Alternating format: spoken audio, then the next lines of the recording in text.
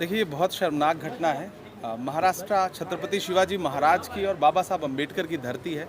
इस धरती पर नफरत के लिए और हिंसा के लिए कोई जगह नहीं है। जिस तरह से उनके साथ ट्रेन में घटना घटी, ये रेलवे की सुरक्षा के लिए भी बहुत बड़ा सवालिया निशान है। और दूसरी बात, चूंकि महाराष्ट्र का इलेक्शन नज़दीक है, महाविकास आघाड़ी जिस तरह से जनता के दिलों में है, उससे भाजपा सरकार पूरी तरह से परेशान है। और ये सरकार प्रायोजित घटनाएं हो रही हैं। पूरे प्रदेश में नफरत को बढ़ावा देने की जो कोशिश है, हम सब उसके खिलाफ खड़े हैं और महाविकास आघाड़ी हर पीड़ित के साथ खड़ी है। हम लोग आज परिवार से मिले, हमारे साथ असलम शेख जी, अमीन पटेल साहब मौजूद हैं। हमने उनसे मिल करके उनको सांत्वना दिया, उनके परिवार से मिलकर के हर संभव मदद का भरोसा दिलाया।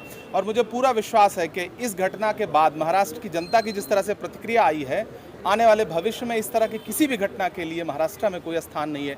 ये धरती प्यार और अमन की है और इस धरती पर प्यार और मोहब्बत ही रहेगी। लेकिन सर, आप मोहब्बत की बात करें, यहाँ पे नफरत कौन फैलाना चाह रहा है? जाहिर सी बात है, सरकार प्रायोजित कार्यक्रम है, वरना इस तरह से ट्रेन की सुरक्षा कहाँ है? रेलवे विभाग क्या कर रहा है? लॉ एंड ऑर्डर कहाँ है? मुख्यमंत्री जी क्या कर रहे हैं? गृह मंत्री जी क्या कर रहे हैं? जाहिर सी बात है, सरकार प्रायोजित ना हो तो कोई इस तरह से सरेआम किसी की पिटाई कर सकता है, किसी के खिलाफ नफरत। ये तो हेट क्राइम है सीधे सीधे। सर, महाराष्ट्र में अगर देखा जाए तो नीतीश राणे जिस तरीके से बयानबाजी करते हैं, इसके बाद उन्हीं के पार्टी के जो नेता हाजी अराफात, वो उनको कहते हैं कि हिम्मत है तो खुला में आके दिखाएं।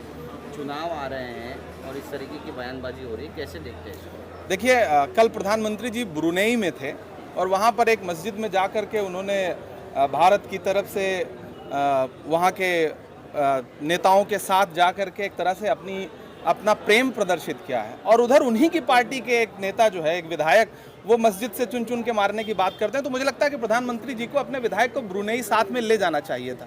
वो लेके जाते तब शायद प्रेम का भाव उनके अंदर ज़्यादा बेहतर तरीके से आ सकता। मुझे लगता है कि कानून आगे बढ़े और अपना काम करे। महाराष्ट्र में इस तरह की किसी भी भाषा की कोई जगह नहीं बनती है।